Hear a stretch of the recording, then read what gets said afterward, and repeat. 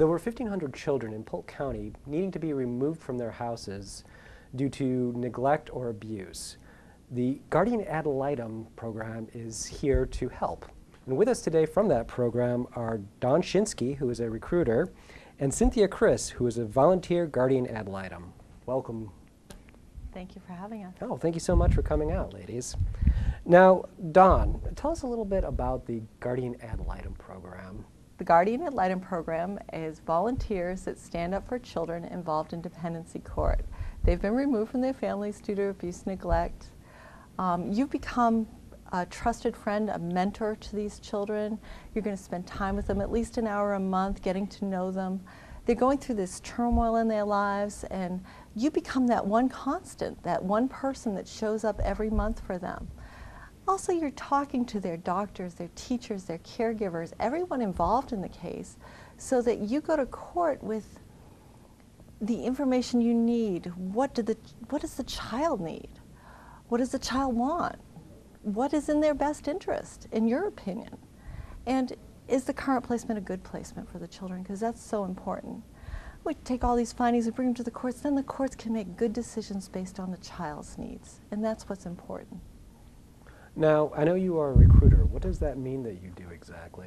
Well, I'm also a volunteer, but I'm a recruiter first, I guess. I go out in the community and I try and find other people that are willing to give some of their time, about 8 to 10 hours a month, to devote to a child or children in the dependency court system. Speak to groups, Kiwanis, Rotary, women's clubs, anyone who will have me. I go to the libraries, try and get people there, find a lot of great people at libraries. Just get out in the community and do things. Now, Cynthia, I know that you are a volunteer Guardian Ad Litem, so you're one of the people that she's recruited. There you go. Now, tell me about that experience. Well, I began being a volunteer as soon as I turned 21. I started filling out my paperwork when I was 19, but you kind of have to be 21 to do it. So I had to wait and wait and wait. Back in September, I was placed on my first case, and it is doing extremely well. They've actually been reunited with their family, and I just love to see that.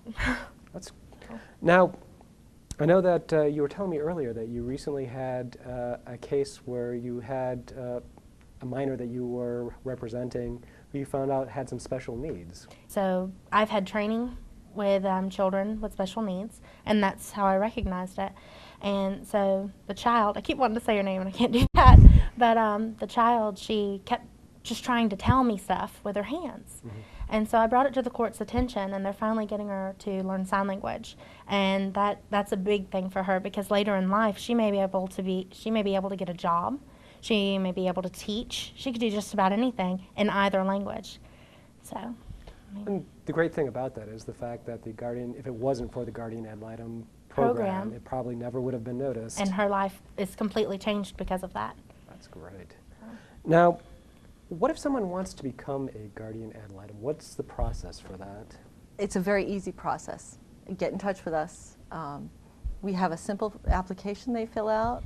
We do an interview with them, and then we get them signed up for training. We do a little independent study at home, some videos, some reading to do, and then you come into the office. A total of about 30 hours worth of training. And like I said, after that, it only takes 8 to 10 hours a month. So it's something that, even working full time is completely doable for people. Now, you mentioned that is that 8 to 10 hour dedication that they have of time that they have to put forward to the program. What exactly would they be doing during those 8 to 10 hour periods each month? Those 8 to 10 hours would be spent visiting the children, talking to their doctors, teachers, caregivers, and putting together their reports for the courts. Now, from your experience with being a volunteer, what do you think personally for you is the most gratifying part of the job? That's a tough thing.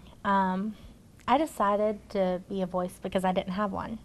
At one point during my life, I was placed in, I was sheltered, but lucky for me, I was with my family.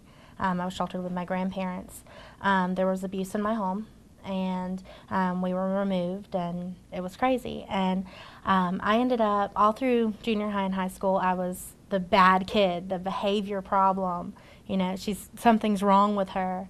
And the most gratifying thing completely to see is that someone else isn't going to have to go through that kind of thing as long as I did, because they've got someone to look out for them where I didn't have that.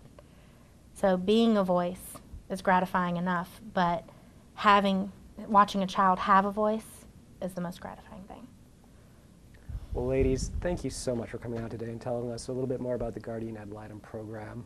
The welfare of all children are important to everyone in Polk County, and it's important programs like the Guardian Ad Litems that go out of their way to make sure that every child is safe. If you'd like to learn more about the Guardian Ad Litems, you can go to their website at becomeaguardian.com or guardianadlitem.org.